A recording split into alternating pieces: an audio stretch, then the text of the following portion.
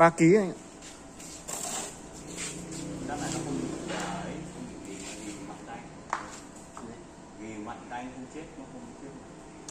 Chết sau này sẽ chết.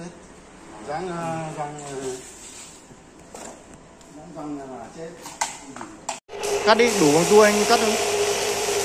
Anh ấy chặt là cắt thôi.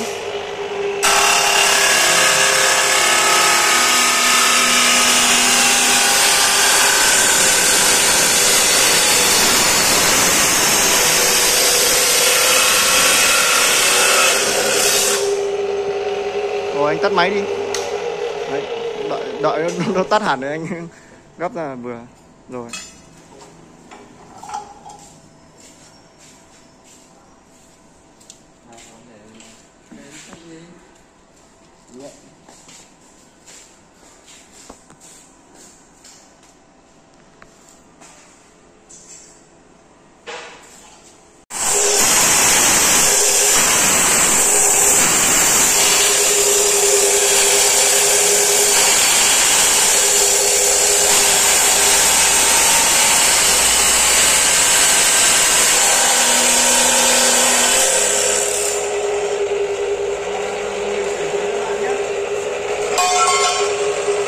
Anh tắt máy.